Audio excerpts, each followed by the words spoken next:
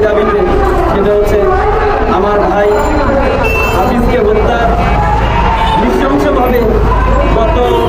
গত মাসের 24 তারিখে রামপুরা